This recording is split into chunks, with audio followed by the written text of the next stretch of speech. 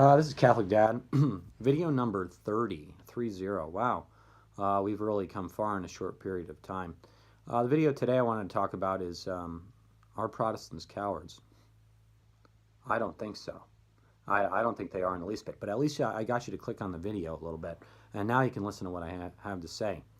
So, if you're in a mall and you hear a gunshot in the mall, which way do you run? As a strong, competent, formidable male? Well, some people would say you run away from the gunshot. No, you don't. You run towards the gunshot, because if there's action going on, you want to be there, because it's your responsibility to be the protector of society, and so you run towards the gunshot. The cowards run the other way. Now, the reason why I asked, are Protestants cowards, is because this. Christ, and you can actually argue with me on the historical details, but this is how the story goes in my mind. Christ comes down, as my Father sent me, I now send you. He taps the apostles. Peter, you're the rock I'm going to build my church upon. Whatever's loose in heaven will be loose on earth. So Christ came down and he gave us this great gift. And this great gift is the church. And in fact, if you think about it, it's really the one gift that Christ did give us. It's like this divine present he gave to humankind to keep under their own protection and go out and do his work with his church. Now, think about what the Protestants do now.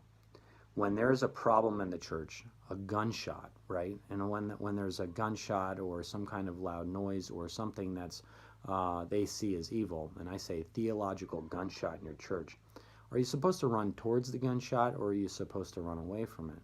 Well, if you think about what schism is, it's meaning there's a perceived gunshot, theological gunshot in the church.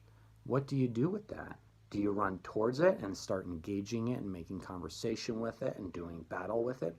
Or do you run the other way, form your own church? You got the Lutherans, you got the Presbyterians, you got the Presbyterians, you got the Fifth Reformed Church of Presbyterianism, you got every time there's a theological gunshot, these people seem to be running and forming their own churches. That's a little challenge to those who like to form their own churches. Eventually you can form a church in your garage and do whatever you want, and then you never have to deal with anything hard, difficult, arduous.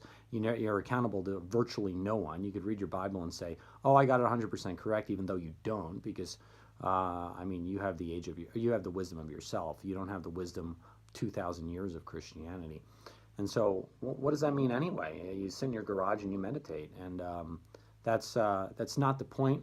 The point is to form a community, be codependent upon your fellow parishioners. So if they have a problem, you're there for them. If you have a problem, they're there for you, and to build your communities justly with Christ as the center of your community.